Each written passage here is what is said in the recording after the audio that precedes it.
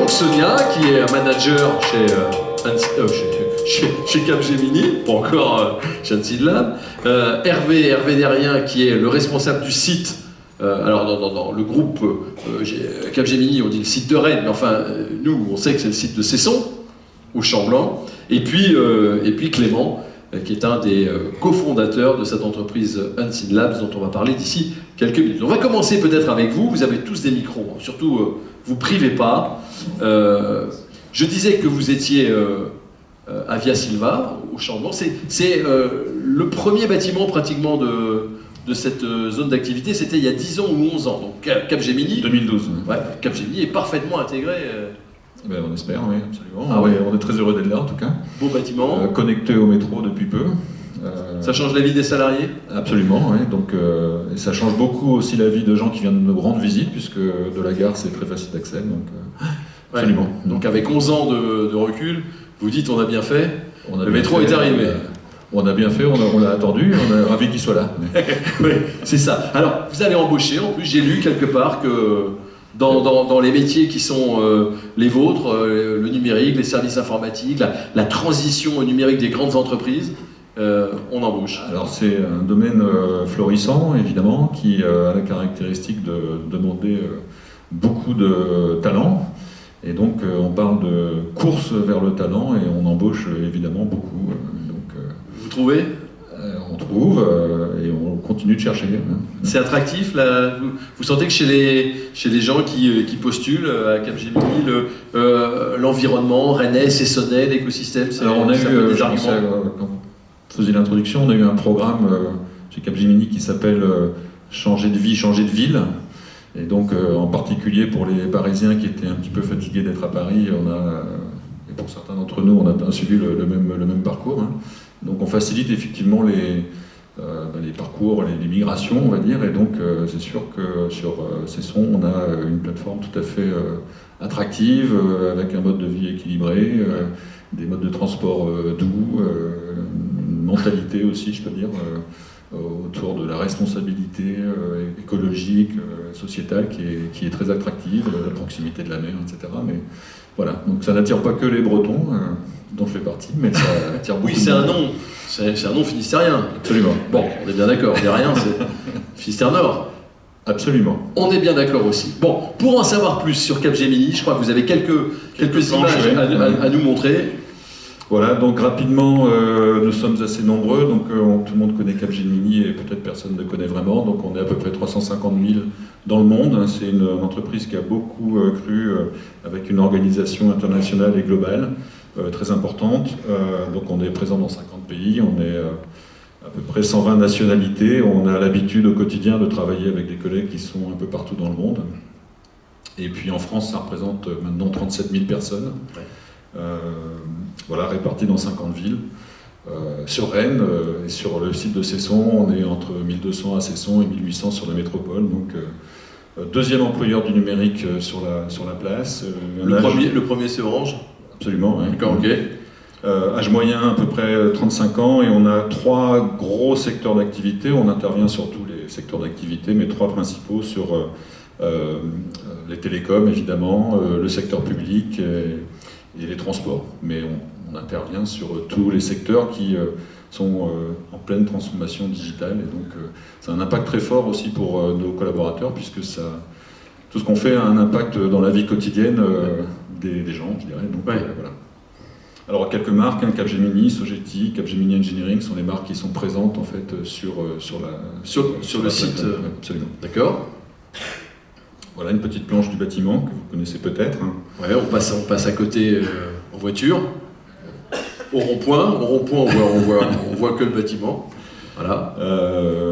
Je pense qu'on a une autre planche. Ce qui est important pour nous, au-delà des activités autour de la transformation digitale, c'est qu'on a un système de valeurs qui nous permet de guider nos actions au quotidien, donc des valeurs auxquelles on tient particulièrement. Moi, il y en a une que j'aime bien, c'est l'humilité.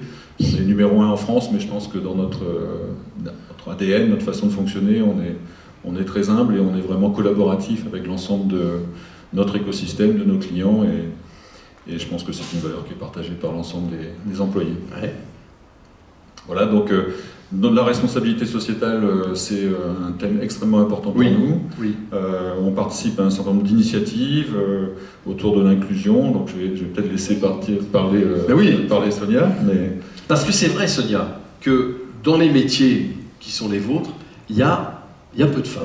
Il y a peu de femmes, et effectivement sur Rennes, c'est à peu près 25% de notre effectif, ce qui est déjà pas si mal, mais on a quand même une ambition d'aller au-delà, 30 ou 40% un jour. Et donc on a beaucoup d'initiatives pour sensibiliser déjà les jeunes femmes au niveau des écoles.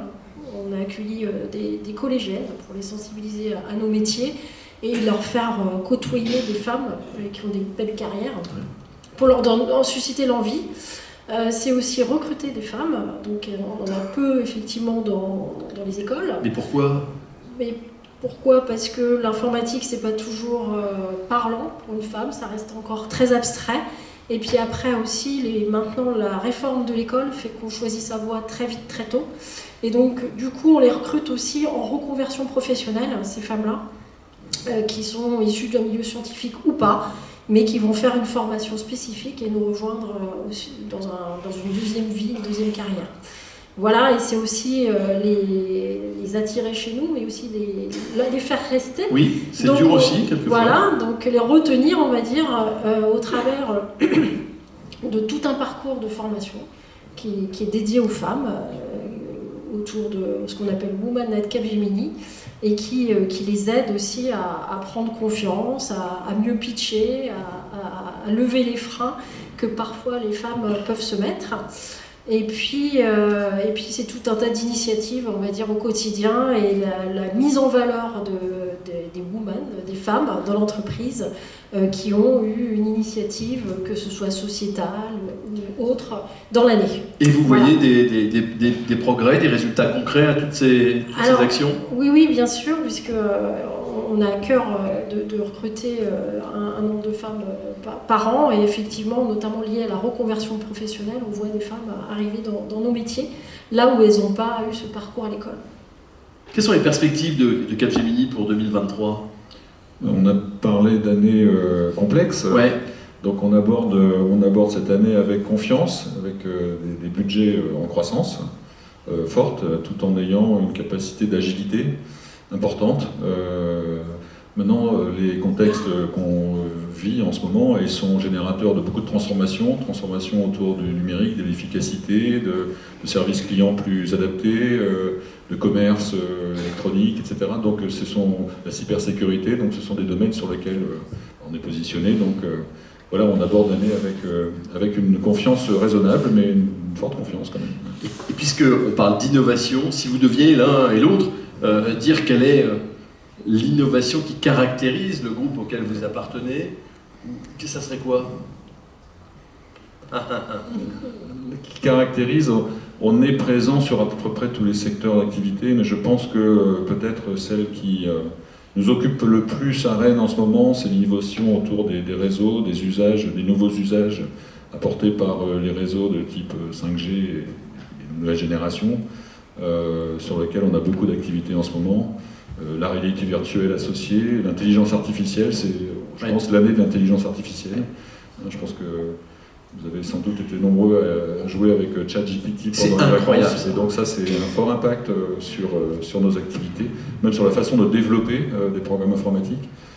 Donc ça, je pense que voilà, tout ce qui tourne autour de la donnée, de l'intelligence artificielle, je pense que c'est un fort impact pour cette année. Très bien. Et je compléterai avec tout ce qui est autour de l'environnement, puisqu'on a aussi à cœur, ce qu'on fait pour nos clients, et sensibiliser nos clients à tout l'impact de tout ce qu'on fait sur l'environnement, et aussi sensibiliser nos collaborateurs à travers un parcours de formation sur ce sujet, pour que quand ils développent, ils pensent aussi à l'impact que ça a sur l'empreinte carbone. Ouais, c'est très bien d'en parler, parce qu'il y a eu des plantations aussi à Cesson, et il y a beaucoup de travail qui est fait autour de la biodiversité.